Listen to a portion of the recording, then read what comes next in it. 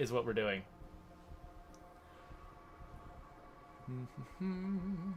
Let's see if this actually worked. Okay, it looks like Restream has got us. Twitch, how are you doing? Twitch, you got us yet? Yes, there's Twitch. And then it looks like YouTube is getting us as well. Awesome. Hello, Dennis Okiba. How you doing? That is the first person in the chat that I saw acknowledging us. Sailor Wolf is excited about tacos. Unfortunately, we're not bringing the tacos today. Who wouldn't be excited about tacos, really? We're only bringing the love of tacos and tater tots this week. Actually, this is going to be a tater tot themed stream. Don't bring it up. It's too soon. Wow, we've got a ton of folks on YouTube. Hey, all you YouTubers! We got a few folks watching us on Twitch too. Wow, crazy YouTube numbers. Hello, everybody. Yep. So this is the pre-stream. We'll be doing this for about the next, 10, 11 minutes until it's time to start. We usually do this at the beginning just to gather our audience before we actually start talking about the real stuff. So be ready with all your questions about State of Decay 3 so that we can ignore them completely during the stream because we're not going to be answering that stuff. Guten Tag, René from Deutschland. Es geht mir sehr gut. Ich lerne nur ein bisschen Deutsch auf Schule. Bonjour, anyone from France. Je ne parle qu'un peu de français. I can't even remember how to say I learned it in high school. I know about half of the words to say that. Whatever.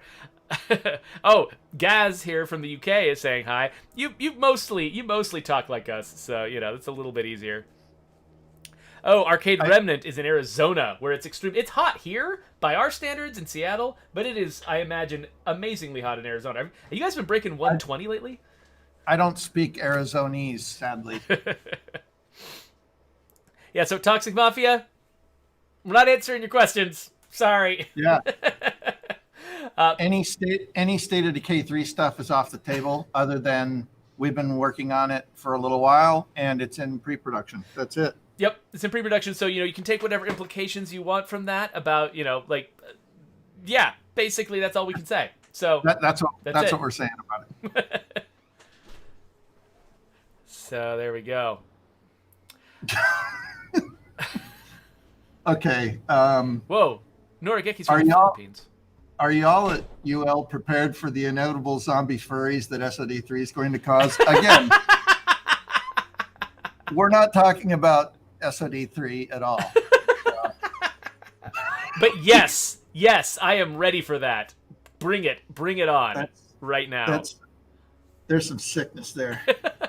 I want it so bad. Yeah, I mean, the number of people who will cosplay us might go up dramatically. Yeah, totally. Whoa, Halo Reach the Best is from Brazil. We got people from all over the place coming to this channel. That's amazing. I sometimes I get surprised by how broad the reach of something like YouTube is. The people from all over the world could be participating in something like this all at the same time. Yeah, and all we can say is we dearly thank everyone for staying up late or getting up early and watching us all over the world. It fills our hearts with love, really. So Easy asks, I think a pretty common question, will you keep updating State of Decay 2 until State of Decay 3 comes out? Well, we haven't actually announced a date for when State of Decay 3 comes out. So that's kind of a nebulous sort of question. But we can say that we have no end date planned right now for State of Decay 2. We've got big plans going off, deep into the future, and we plan to continue pursuing those plans. And so whether that exactly lines up with whenever State of Decay 3 might be released, no idea. But that that is basically the plan right now is just keep supporting State of Decay 2, and that's what we're gonna do because we love it. So there we go.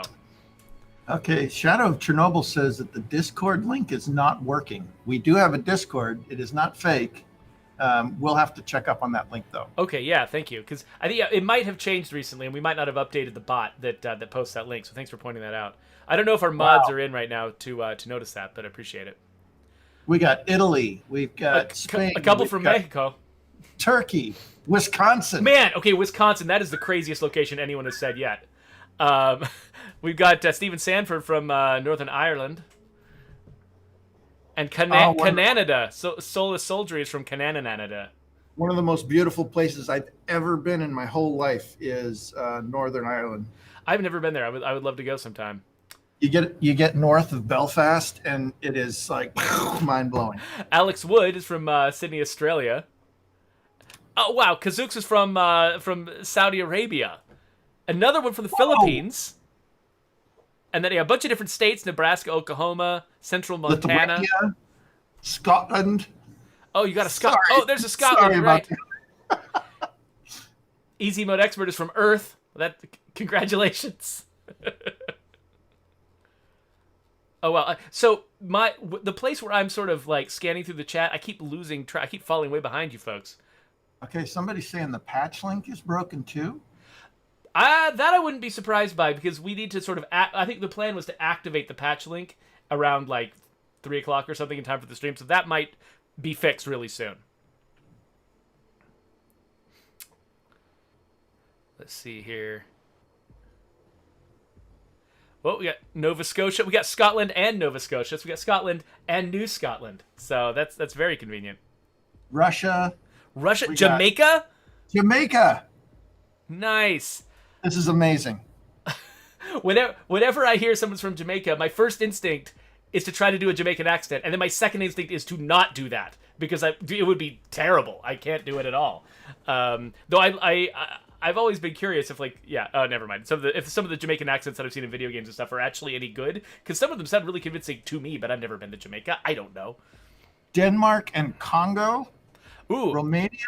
Argentina. So I was just playing. My daughter has just fallen in love with a game from Argentina. Forager. I think it might be.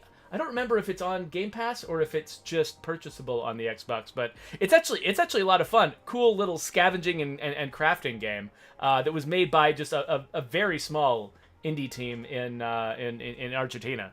It was really impressive stuff. Honduras, Seattle, of all places. Oh yeah, Shadow of Chernobyl is not just saying that they're from England; they're from Cumbria, England. They got to be very precise now, because apparently you can actually tell if you're English, you can tell what neighborhood somebody grew up in just by their accent. So those little distinctions matter. Nick Proc from YouTube, we have not said when 19 is dropping. Stay tuned. Yep, you might know very soon. Oh, Dr. Legazov says Chile, the last country of the world. You mean last, like if you're going south and then you run out of countries when you leave Chile? That makes sense. Yeah, if you leave Chile, you get your feet wet. And then, another from Brazil. Awesome. Yeah, you know what? I'm really glad that we ended up including a Brazilian Portuguese, a list of Brazilian Portuguese character names in the game, because I think our first list of localized name lists didn't include Portuguese, and then somebody reminded us that actually there's a huge gamer community in Brazil that would really appreciate that, and so we're like, oh yeah, well we should definitely have Portuguese names then, and so yeah, so we did a whole list of Brazilian last names and first names and stuff like that, so you can get Brazilian characters in your game because we got so many players in Brazil. Oh yeah, we got Brazil. I keep lots of people saying they're from Brazil. Lots of people saying they're from Brazil. And then the Crazy Yeti throws in add nukes. Oh, so Hood Broly just made my favorite kind of comment, which is don't add first person. Please, anyone, just keep telling us not to add features. That is like the greatest thing you can do for us. It just takes all the pressure off us. Now, don't tell us to not have added features we've already added, because that's just demoralizing. But telling us not to add future features, that's just great. Okay, so... man, Tenacious Procrastinator, you're right. There are very few Slavic names in the game. We actually, one of the designers of the studio has got I think a Serbian name. And I was like, oh, you know what? I should add like names from that part of the world. And I haven't done it yet. So I missed the name, but somebody said, where's our love for the Bronx? And SOD2 has a lot of love for the Bronx. Because Lucas BXNY added all the tags. The original set of tags that are in the game were from a Bronx tag artist. So nice. That's legit. Huh. My son seems to be speaking loudly. Is anybody with my son? who could encourage him to be quiet? Yes, New Orleans should be my second. You guys might be hearing my son in the background. background because we got to start real soon. But let's see here. Southtown. I saw that. don't add my voice because yeah. Yeah, the original State of Decay featured Brant's voice in all of the worst characters, and we resisted the temptation to put him in State of Decay 2. Who knows, though? Well, we resisted because I'm not a member of SAG. Oh, yeah, that's Actors. true. We became a union house, so... Yeah. Well, basically, hello to all you crazy people who are joining us all over the world. We're amazed and super happy that you're joining us today. Today is a huge, packed patch note stream, and so we're going to be rapid fire on this, and we'll apologize in advance because we're gonna probably miss a ton of questions because there's a lot of stuff to get to. Yeah, that's true.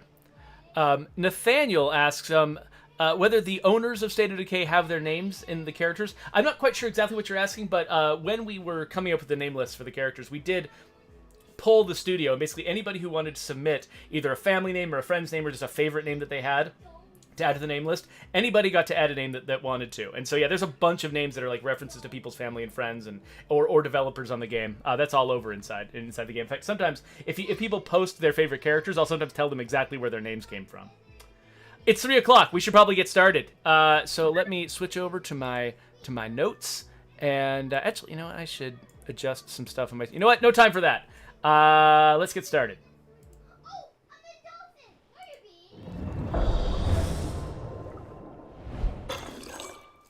Hello, survivors. Welcome to the State of Decay 2 stream. I'm your host, Jeffrey Card, and today we're here to go over the full patch notes for Update 19, which is coming in the very, very near future. And we're also here to pointedly not answer any of your questions about State of Decay 3. Brant? Brant is going to be my co-host. He's going to be reading the patch notes with us. How you doing, Brant? I'm good. We're back to our old tricks of just saying, we can't talk about Yeah, back in the day, Brant and I used to run this stream just for the original State of Decay, and after we announced State of Decay 2, we had to spend half the stream just telling people we couldn't answer any of their questions. So we're back to the old routine, me and you, together again. It's great. That's right, the shoe fits.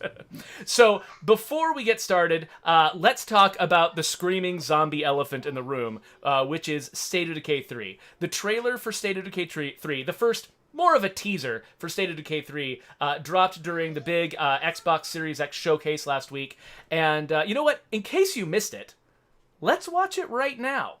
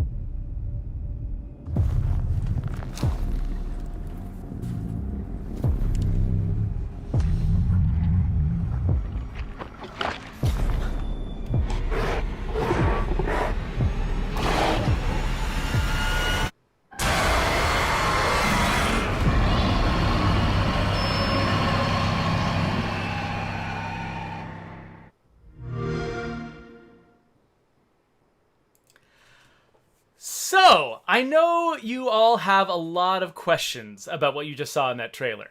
But we're still in early pre-production, and so we're not really answering any of them, except just to say this game is in active development. We've actually been working on it for a little while, and it's still in early pre-production. There's still a lot of work left to do on it, and we're actually just really, really excited to see where this thing goes. But right now, the most important message that I want to make sure you take away from this stream is that State of Decay 2 is still very much in active development with big plans for the future. I've heard a lot of people in the community saying, well, they're working on State of Decay 3, so that means State of Decay 2 is over. But, you know, the secret is we've already been working on State of Decay 3 for quite some time, and that didn't stop us from working on State of Decay 2. We've been putting updates out for State of Decay 2 for, you know, for months and months while working on State of Decay 3. Those two can be done at the same time. And that is what we're planning to continue to do. As Susan pointed out a few weeks ago when we were announcing Green Zone, her strike team and all of our strike teams have big plans for future updates in the fall, in the winter, going off into the future, and we don't have any end date in sight. So please stick with us because, you know, the State of Decay 2 team is extremely excited to be able to bring you a whole bunch more updates long before State of Decay 3, you know, ever hits your consoles or your PCs. But that said, let's get into the details of what we're actually releasing with Update 19, because this is a big one. Brant, are you ready with those patch notes? Let's see if I am. Okay. So all right. So I'm going to get into the game here while you're talking. All right. The only thing I'll say about SOD3 is that deer is fatally misunderstood. That's all I'm going to Okay. So jumping right into the patch notes for Update 19. As some of you may have seen our last update or our last stream where we're talking about shotguns. And we have done a massive rework of shotguns. They're much more effective. They're behaving now how you would expect shotguns to behave. Jeffrey probably is going to run around and start blast some people, yeah. Shooting some zombies. Nate here is my guy who's got... Actually, you know what? It's the middle of the night. I should probably change up the time of day here. I've got special powers that you don't have when you're playing the game, and I'm sure you're all very, very jealous of me. But oh, look, it's daytime all of a sudden. That's crazy. Dirty cheater. I am a dirty cheater. But yeah, so I've got this guy here. He's got, I think this is an Echo S3 this guy's holding. So we can run out here and try to get in some trouble. While I think there's sort of a little list in the patch notes of all the basic stuff that happened to shotguns. If you want to just remind people, because I should point out, by the way, that we did an entire stream about the shotgun upgrade, which once this goes live on YouTube as a video, I'll probably post a card up in the upper right hand corner saying that that's what we did, or pointing you towards the video that you can actually watch. But yeah. So here's what to expect with shotguns. Shotguns will reliably deliver kills inside 5 meters. So no more will you have a zombie in that shotgun sight fire and watch him just walk through and not be affected. So it is a scatter gun, and we've made it much more reliable for hitting inside 5 meters. And it's now going to be an effective crowd control tool, which it always was supposed to be. So you can bait a horde, have them chase you, line them up, and the more grouped they are, the better chance you're going to have to hit multiple zombies and score knockdowns and dismemberments. Even if you don't, hit their head. Now, shotgun noise has been dropped significantly. It is now comparable to a 5.56 rifle. So it's going to draw less unwanted company and maybe a little bit more useful in Nightmare for dealing with those large hordes that you run into. Yeah, so I'm actually realizing that the quietness of the shotguns is actually making it a little bit harder for me to show off how powerful they are. So I might have to just cheat myself some zombies here, so you can just watch them die. I'm also playing in the standard zone, so I'm not going to attract nearly as many zombies. But yeah, you can see how each shot is hitting multiple zombies when they're grouped up like that, and that is like, I'm so glad that we got the, oh, gross, you got it all over the camera. Yeah, so crowd control is much more effective. It's the best way to deal with hordes, outside of a grenade or a car.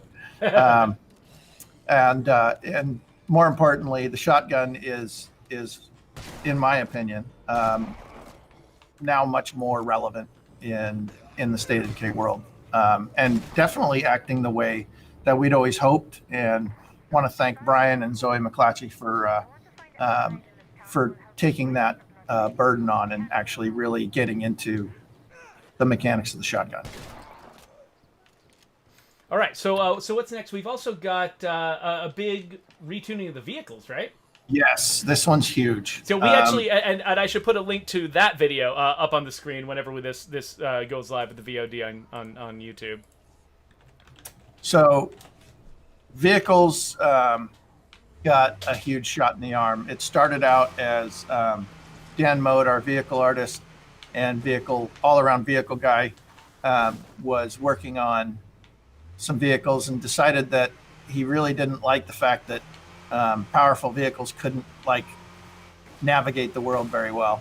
And so he took it on himself to make a prototype that we fell in love with and never wanted to go back. Yeah. But you'll see Jeffrey's driving over things. He's not getting high centered nearly as much. You got that independent suspension going on. I bet I can high center myself if I really try. You're going to find that we have increased the acceleration and torque, better off-road performance, especially for those all-terrain vehicles. More power in reverse, so you won't be absolutely stuck if your nose is pointed downhill. Oh yeah. We have revised the terrain and tire interactions, so we've changed up some of the friction coefficients, and so you're going to see differences in the friction between dirt surface and then the road bed. And going up some of the hugest hills in the game, going up the huge mountain in the northeast corner of Providence Ridge, is going to go way, way better for you, even in a van. Yeah. So especially, Providence Ridge was a big indicator for us that we really needed to go back and take the time to redo the vehicle handlings, things like that. So we're super excited. When I play my home game, it feels the difference is marked. I don't even like to play my home game now because right now it doesn't have the vehicle tunes. Very soon. Yep. Okay, and also audio has been remixed to follow new torque and acceleration curves. So you should hear less of those really, especially when you're going uphill when the gear changes a lot. So you're gonna just overall the vehicles are a giant quality of life upgrade in my opinion. I love that we were able to do this. So I'm very excited to hear how all of you react to the new vehicles. Yeah. So now the map also got a major refresh, huh? Yeah, so we looked at all the maps, and Drucker County, excuse me, sorry. Drucker County was the one that just didn't, it had the least amount of love to the map. Things like some of the buildings weren't grounded with concrete slabs and things like that. So a couple of the level artists decided to go back and add a lot of those details in, which really grounds a lot of the places in Drucker much better. Places have driveways now instead of dirt. This is a good example. There's concrete slab under the concrete company. You'd think that'd be the last. They haven't been maintaining the concrete in their driveway, but at least we've got a concrete driveway. This used to just be a dirt road. Yeah. So a lot of details like that. There's some added visual storytelling, fun little stories that they added. But Yeah, like right here, we've got some folks who got hit by they're pushing a pushing a cart down the road and got hit by a car. The driver just fled because I'm assuming these guys were going to turn into zombies. yeah, so okay, it looks like we got a new patch note link up on our website if people want to follow along. Oh yeah, that's true. So let's see. I should head back and grab the new Bloodmobile. Oh yeah, because that's a new thing that we've added, right? yeah. Also, they took the level artist took a look at driving specifically in this level. It was not the friendliest place for vehicles to get around, and so it has an overall better driving experience when you're navigating. Oh, that's around. true. Like lots of little like landmine rocks that used to be, in all the off-road areas. They smoothed those out, made it so that you can actually sort of basically point yourself at your destination and kind of off-road your way there in a way that you couldn't before. There's more like little dirt tracks that go all the way through the map now. Oh, yeah. So you get over that plateau in the middle a lot easier. So there's more signage, more fencing, a lot of visual guides to help you sort of stay on the road and headed in the right direction. So really excited about that too. All right, well, I'm headed back to my base here. Oh my gosh! Oh no! Oh yeah! Oh no! Okay, well, I need a new car anyway. So let's. This guy's not happy. Not happy at all. So, you guys know the wizard van, right? I hope that if you really super duper wanted a wizard van in your community, that you've grabbed it pretty recently, because we're swapping out the wizard van for this beautiful piece of hardware right here. This is our Bloodmobile, and it's part of actually a larger thing. It's not just an update like all the other updates. We're actually, if you've been watching the streams, and you already know, we've been partnering with the Red Cross. If you go to stateofdecay.com/Red Cross, you can see all of the details. We've been partnering with them to encourage people to give blood, especially this summer. Summer is always the driest season for blood donations, and under pandemic conditions, a lot of people are just not super excited to go to a clinical place and dispense of their precious bodily fluids. But it's actually really, really essential. It's more essential now than ever with hospitals being overrun in some places, and so they put a lot of work into making it safe and painless to go and give blood. So definitely, follow that link on the screen. See all the, get all the information you can about what you can do to help in these sort of troubled times. We've had a lot of people who have followed that link, sharing, pictures of themselves giving blood with us on social media. We'd love to see that stuff, and we'd love to see more. So, the Bloodmobile is there to remind everybody about this all summer. So go and grab it. It's a really cool ambulance. Yeah. So the mechanics of it are like the wizard van. Each community can use this radio command once to get a free delivery of a Bloodmobile. After that, it's going to cost influence. Yeah. Well, actually, I think that I don't remember if the first one's free or not. It might not actually be free, but either way, we actually made it cheaper. The wizard van cost 200 influence. I'm sorry, cost 400 influence at standard, and the Bloodmobile costs 200. You can get twice as many Bloodmobiles surrounding your base as you could get wizard vans. So there you go. Well, then our patch notes are incorrect at this point. Then I'm not okay. I'll need to double check that. That might actually be true. I'm just not certain of it, and so I don't want to endorse it. I don't know if the first one's free or not. I never know because I just cheat the wizard van. So yeah, that works for me. I'm going to address one quick question. Some people, I can't see who it was now, but they're asking us to remove the tether circle, which is not going to happen.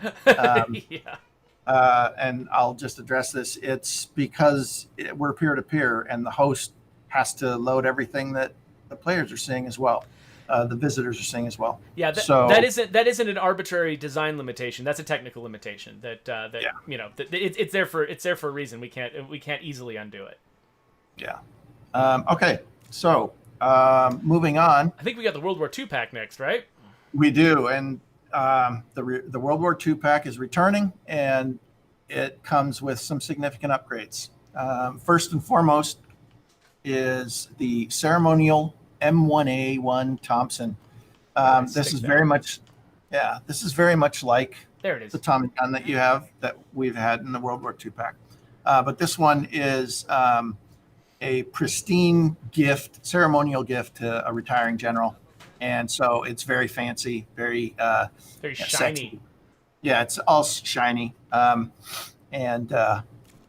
so that one gets a nice coat of paint. Functionally, we have some interesting stuff too. The OSS Silent Night, which is a suppressed revolver that partly is fiction on our part, but partly also was played around with in early parts of the Vietnam War. But in our history, in the State of Decay history, they had been planning that during World War II with the OSS, which is the precursor to the CIA. Yeah, I think I wonder if this means that that the State of Decay lore ties in with the Silent Storm lore, which also had suppressed revolvers in that game. That was one of my favorite old alternate history World War II games. Check it out if you haven't heard of it. Those were great. Next, we have the MP40, which is iconic silhouette submachine gun from the Wehrmacht. You can't really have World War II without... I'm being attacked. Oh no, the zombie apocalypse has reached Seattle. Right, in the form of a really annoying little fly. We've got a new version of the BAR, the BAR, the FBI fighting rifle, which is basically a response that the FBI had to criminals become like Bonnie and Clyde up gunning, and they needed some firepower to match. And so this one's got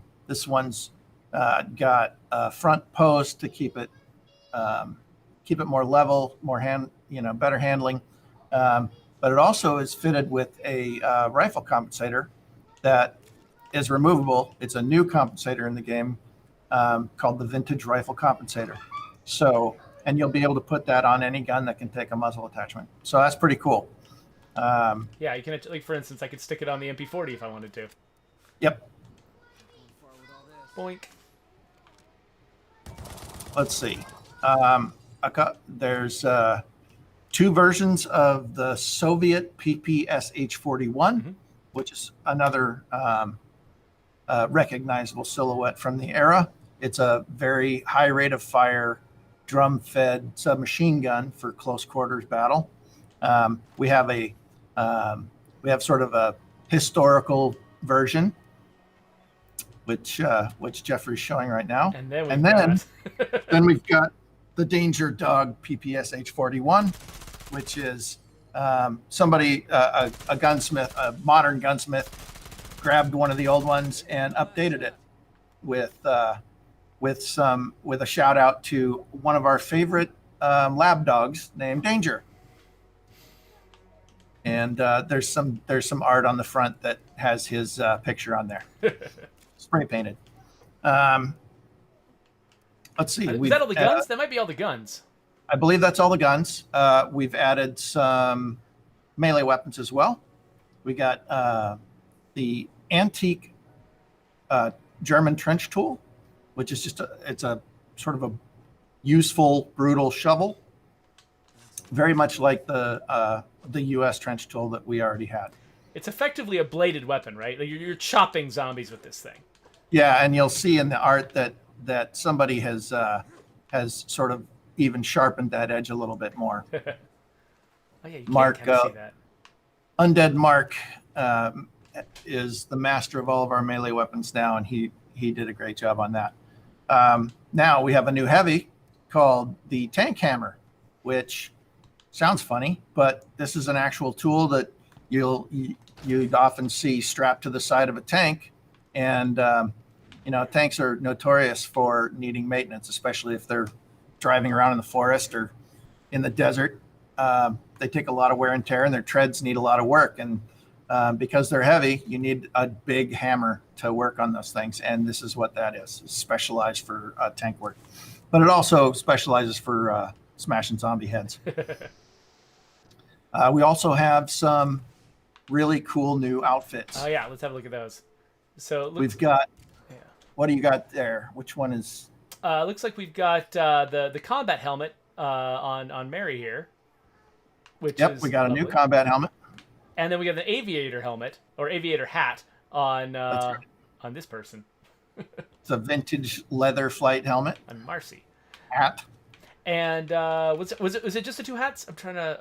I think it's just the two hats. But they work actually really well with some of the existing outfits we've got. Like this, I put this guy in sort of the black tactical gear with the aviator hat. It looks really nice. Similarly, some of our our trench coats and camo outfits look really good with the military helmet. So mix and match, find your favorites. Even that pirate gear from last month looks really good with the with the combat helmet. So yeah, and the outlaw vest right here. No McGurk aircraft are not confirmed just because we have clothing that is aircraft centric. And then the only other thing is the vintage rifle compensator that we already talked about. Yeah. So you can you can take that off the FBI fighting rifle and slap it on whatever else you want. So that's the World War II pack. So let me I'm gonna try to grab myself a follower here. Hey Hammond, do you want to come with me? Oh, just really quickly, all the previous World War II weapons have been added to loot tables, so those are not going away. Yeah, so the ones basically when we first released a bounty broker, we only had one set of bounties, but we wanted to have more than just the one pack, and so we included the World War II pack in that original release of from the bounty broker. But those weapons, because they'd already been released, they didn't have any bounties associated with them or anything. So when we came back around to the World War II pack, we're like, you know what? We want this to feel like the other packs. And so we came up with a new set of weapons to give bounties to. And then the older weapons, they just go into loot. So you can still find all of those historical World War II weapons, hanging around in loot. All right, so loot container distribution is like one of the very top, basically of the rest of the patch notes. Those are all the big headliner items. But of the rest of the patch notes, the changes that we made to loot container distribution is actually pretty big. It's hard. It's a little bit hard to show on the stream. I'll make me and Brant go away so you can see a little bit better. But basically, if you browse around at the different sites, you've got there's 3 containers in this site, 3 in that site, 5 there, 4 there, 3. Let's see. Let's try to figure. I'm trying to remember where. Oh, there we go. 9. This house has 9 containers. I'm gonna go there, visit that place.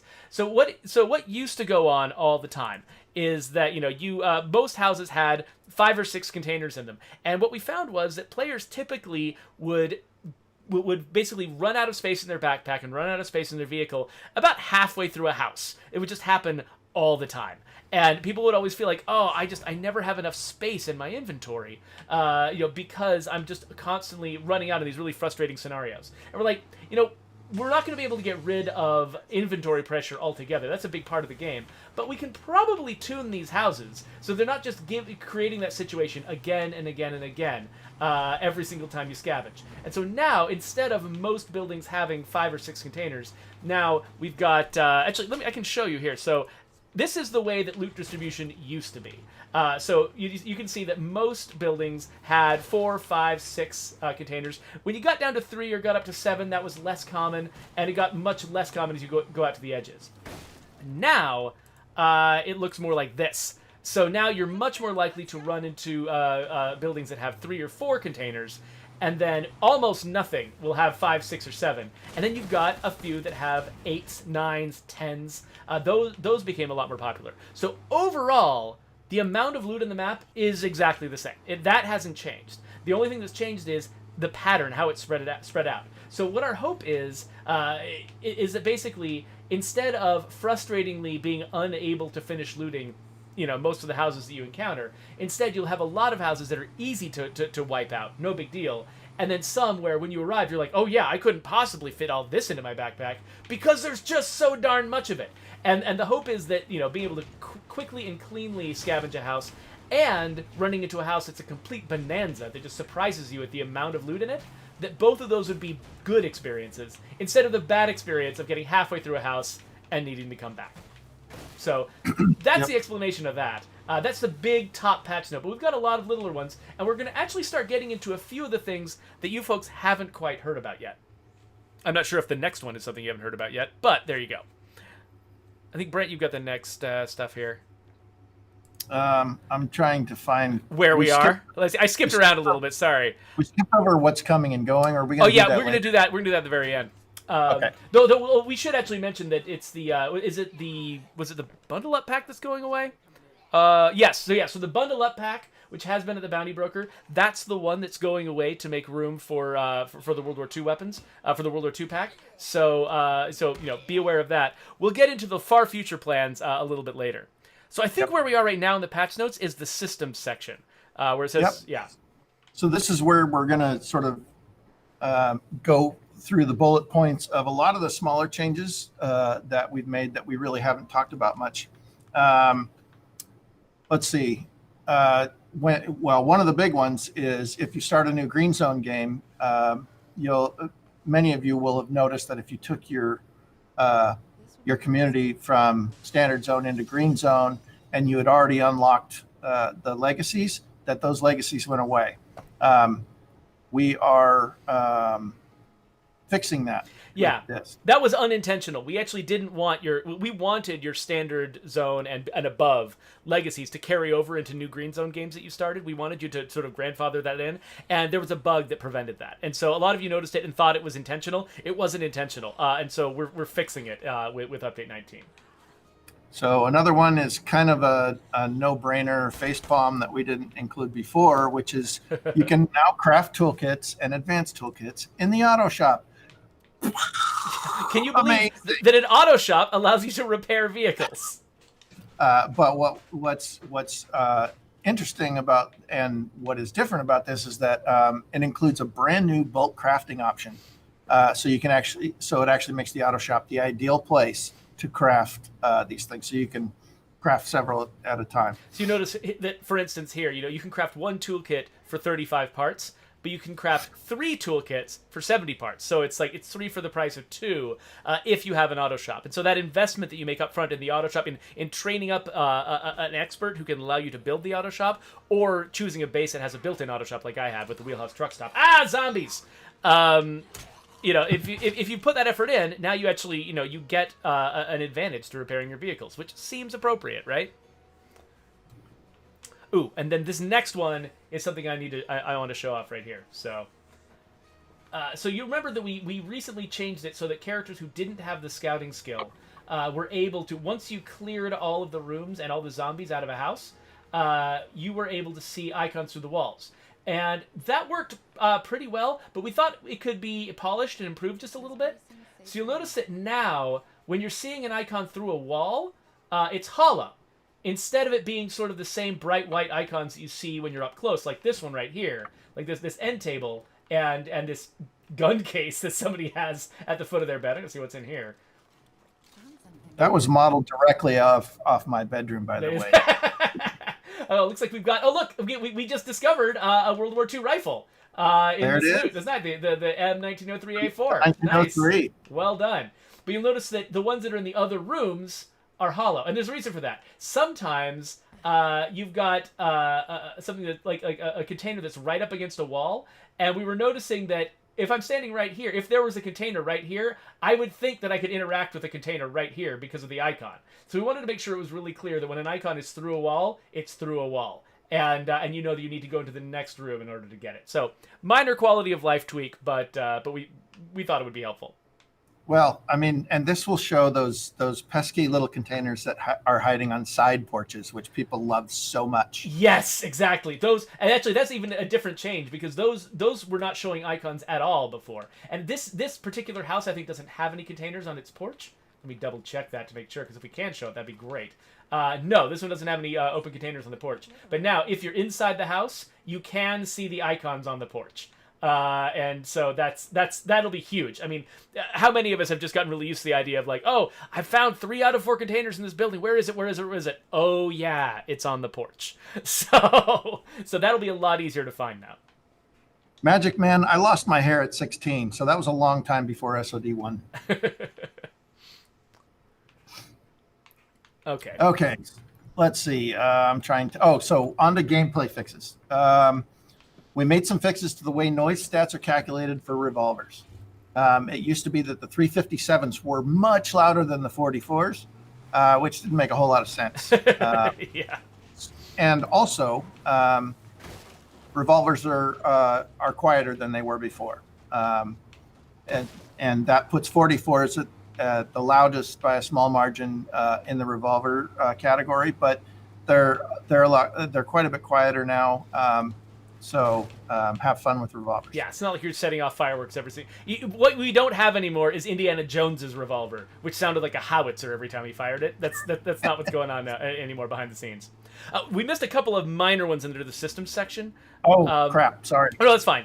Like we restructured our music playlists and increased the amount of variation playback across all game modes. So basically, you should be hearing a greater variety of music moment to moment in the game. We didn't add any new music, but there was some music that just wasn't playing very often that now you should be able to hear more often and get a greater sense of variety and texture in it. Because our music is so freaking awesome. Yeah, too. Seriously. Neither of us wrote the music, so we get to say that. It's fine.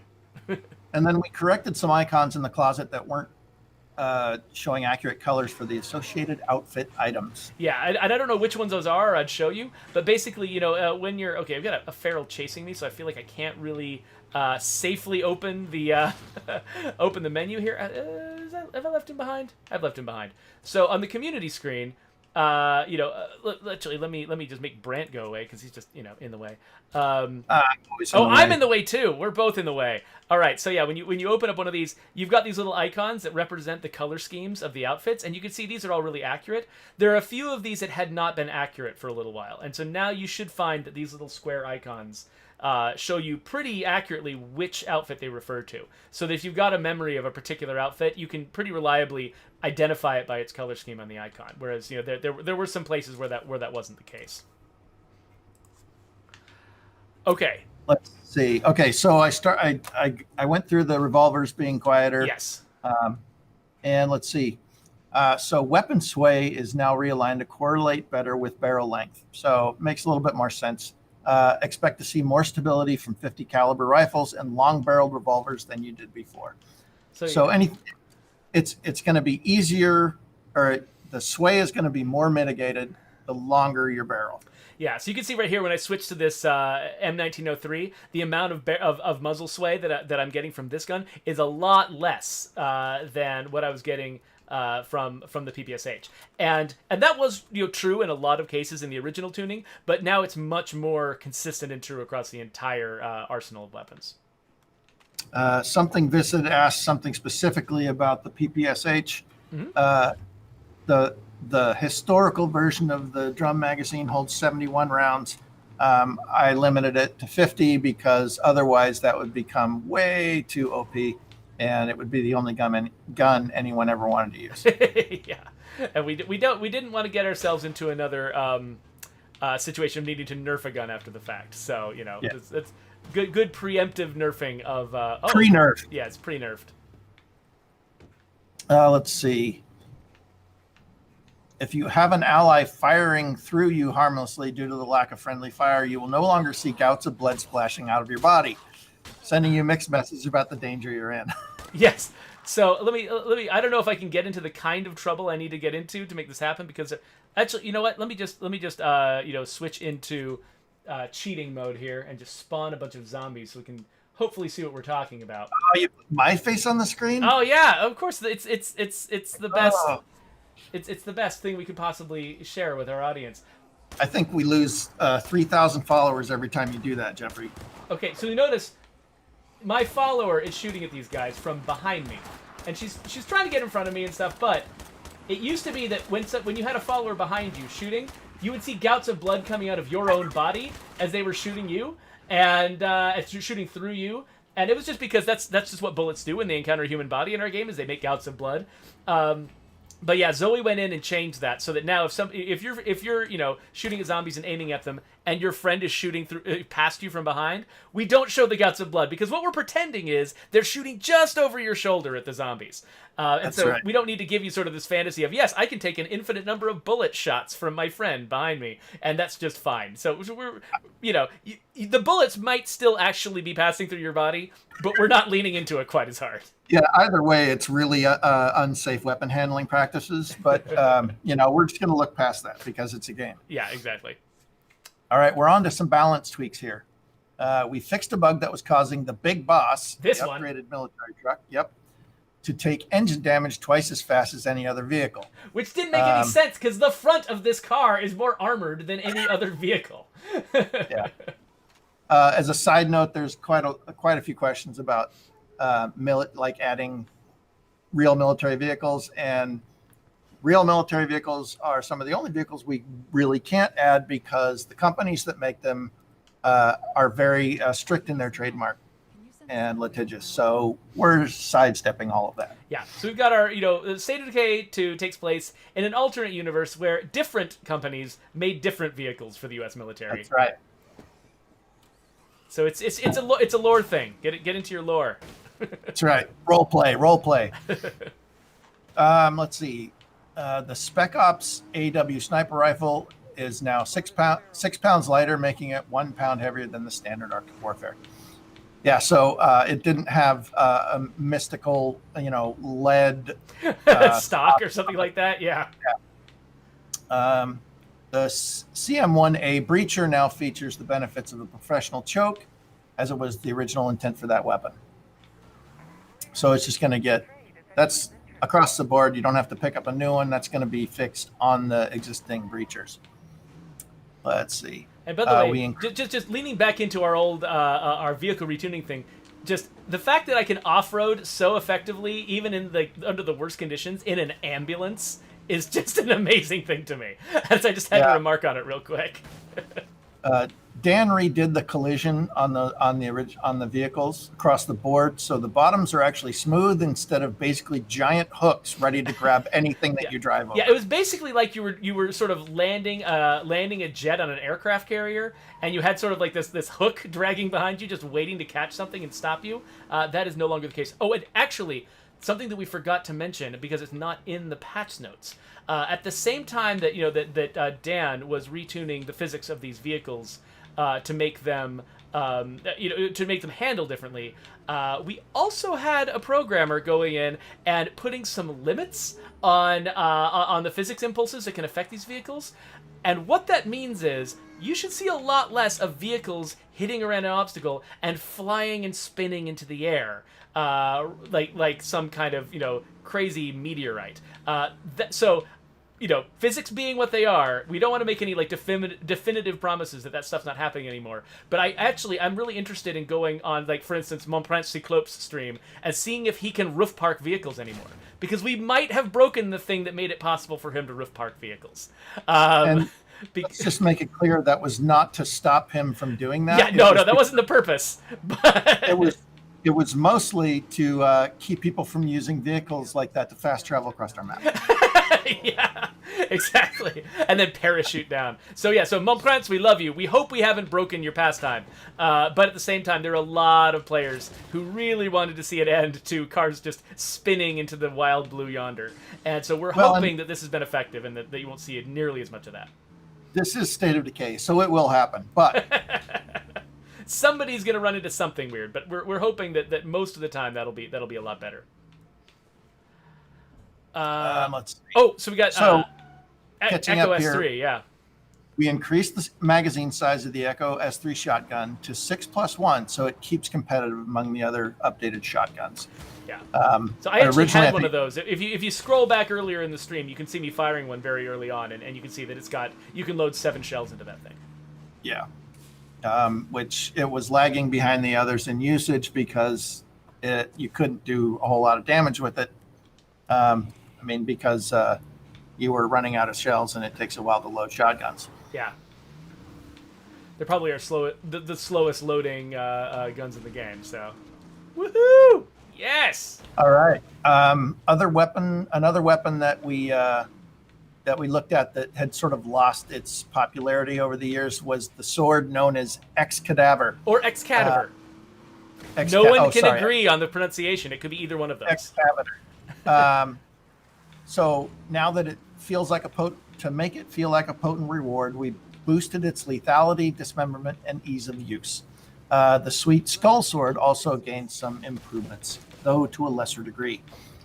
Just to try and keep our weapons relevant, we're periodically going through, and when I say we, I mean Brian is going through his many spreadsheets that only he can decipher to figure out what, paired with data from Sarah, our amazing data analyst and director of all things knowledge, I guess, to try and make to keep all of our weapons relevant in one way or another. Yeah, so Excadaver in particular was a reward for a mission, and because so many of the bounty weapons had sort of outstripped its power, it just didn't feel like a mission reward anymore, and so now it should feel like a worthy prize for pursuing that particular mission. Quick question: how do you stealth kill a bloater?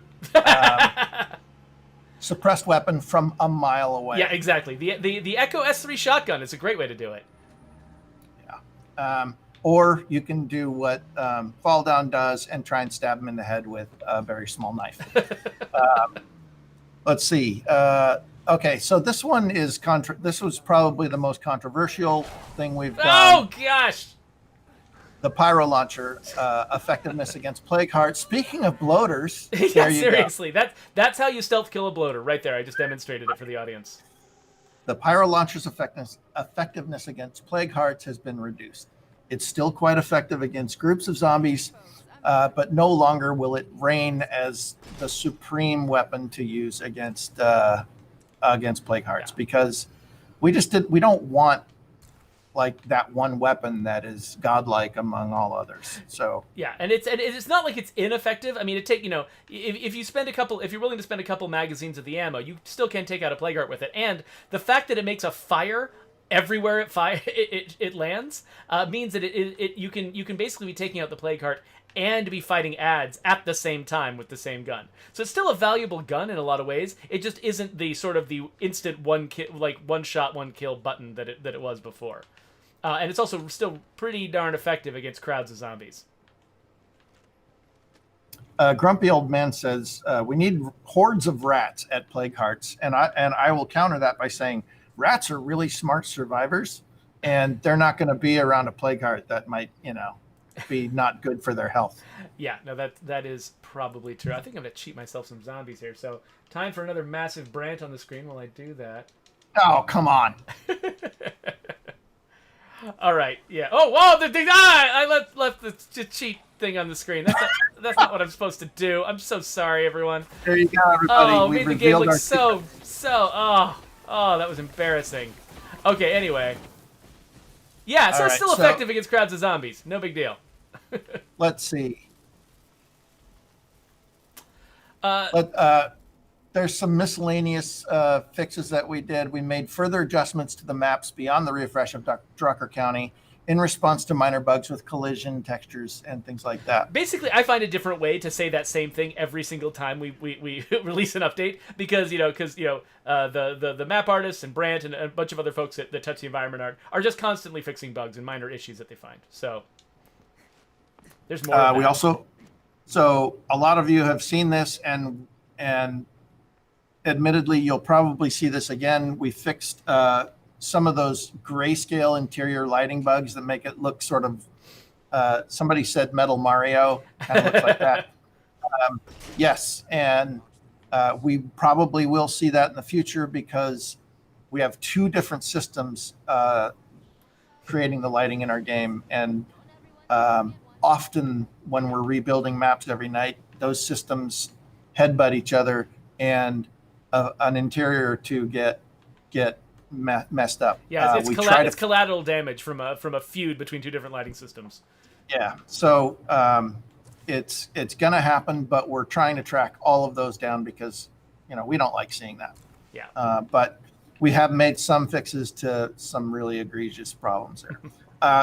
And something that I ran into, and I'm super excited we fixed, is a crash that occurs when engaging plague wall fights in Heartland. That one was big. I was playing Heartland with some friends 2 weeks ago and crashed like 13 times.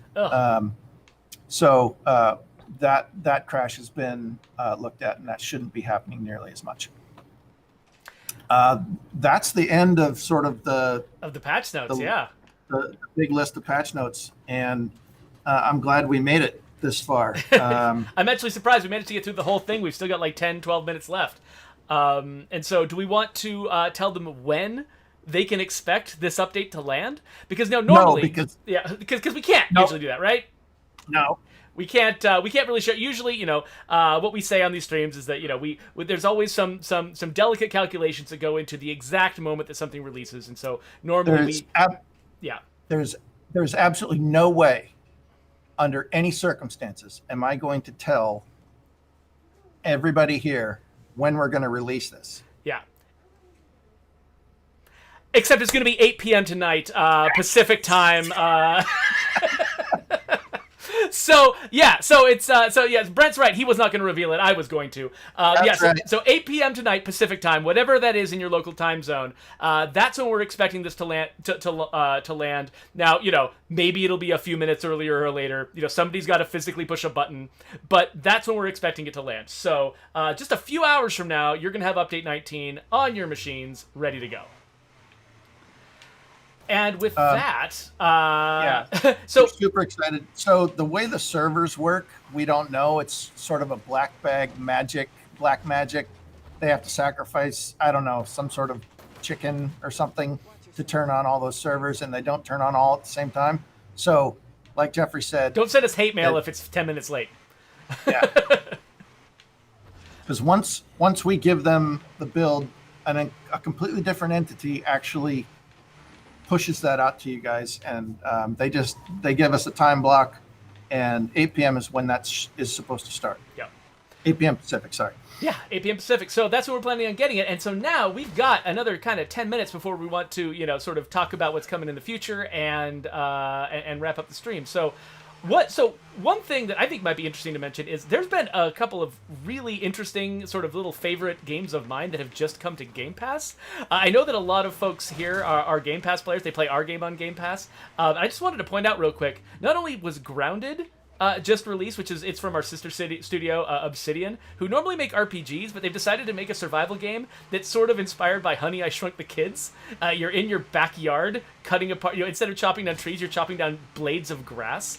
And the game is so slick and easy to learn, and they've only got a little bit of story content in there so far, but the dialogue is funny, the characters are cool, and you're just a little tiny person walking on blades of grass and jumping from clover to clover, and it's so much fun. I'm into it, my kids are into it. I just wanted to put a little bit of hype out there for our sister studio and what they've been doing, because it's pretty cool. One of my favorite publishers is Devolver, and they've got a new one out too, called Carrion. You talking about Carrion? I love Carrion. It's really gross, and I love it. You basically it's like you're a plague heart. It's like you're just a mound of flesh, only you've got tentacles, and you can just sort of claw your way through these levels. It's like a Metroidvania game. You're clawing your way through these levels. It's so crazy. Another one that just came to Game Pass and I'm excited about. I didn't even realize this was happening until just today it dropped. Nowhere Prophet. So I don't know if you're into Slay the Spire. It's kind of along those lines. It's a deck building roguelike type game. It's kind of like if Heartland was structured like FTL. You've got this sort of this caravan of people. One of the reasons that it appeals to me is because it's about a community of individuals trying to survive. You have this caravan of people that you're trying to get through a desert, and so you're trying to you're picking your path, and each person in your community is basically a card that you play in a Hearthstone. I didn't say Hearthstone, I meant Hearthstone, in a Hearthstone-like game. And so if you like Hearthstone, and you like FTL, and you like Slay the Spire, you should completely go check out Nowhere Prophet. So just had to put that out there because I love it. It's also got a really unique setting. It's kind of an Indo-futuristic setting, and yeah, it's something I don't know. It's like nothing I've ever played before. So definitely go check that out. So Jeffrey would never do this, but I will. If if you want to get a preview of a lot of different games, watch Jeffrey's personal streams. I won't play a game until I watch Jeffrey play it, because then I'll get a better idea about whether I'll like it or not. But other people have lots of different vices. Jeffrey buys every game that's ever been made and plays it.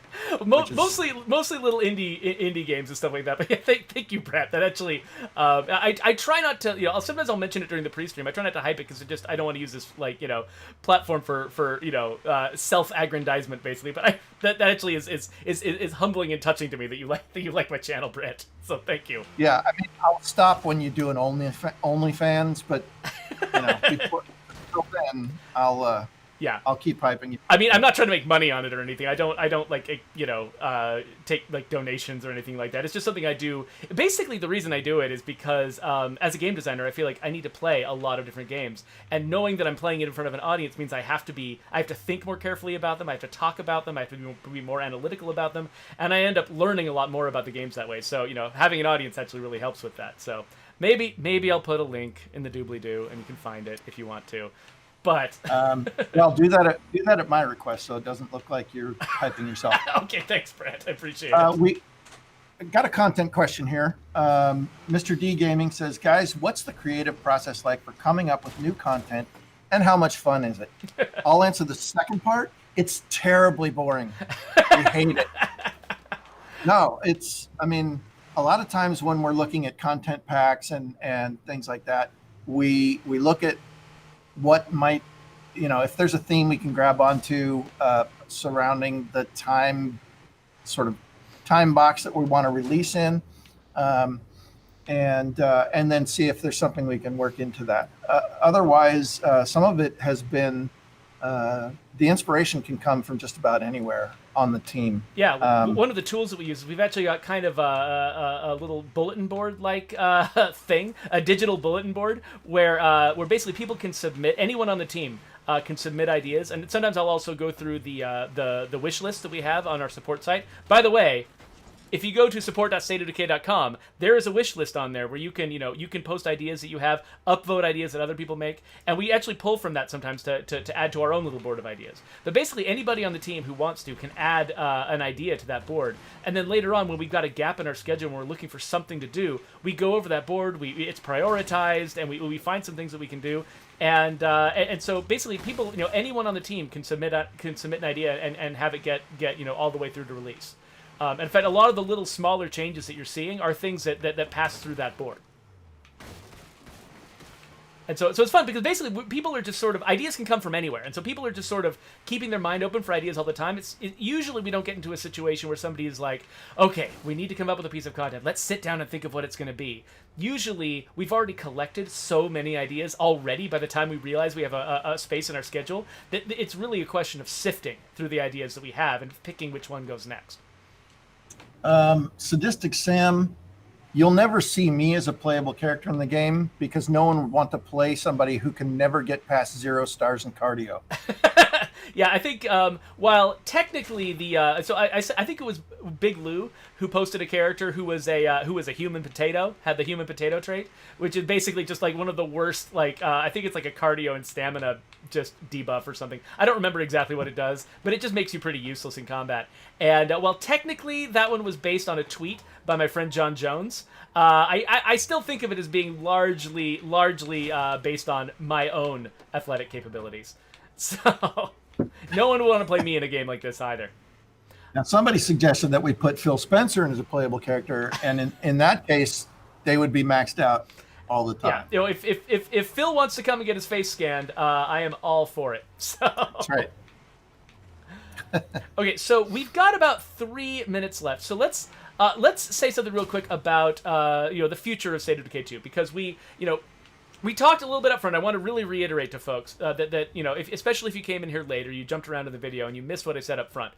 There are some folks who are kind of making the assumption, understandably so, that because we've announced State of Decay 3, that means that State of Decay 2 is wrapping up. That means that we're basically done with State of Decay 2, and we're never going to see any more updates for State of Decay 2 again. And I just want to say, just unequivocally, that is not true. We are definitely continuing to update State of Decay 2. We've got our whole team that has been working on it like for the past year basically, working on the Juggernaut edition, working on Green Zone, working on the Bounty Broker.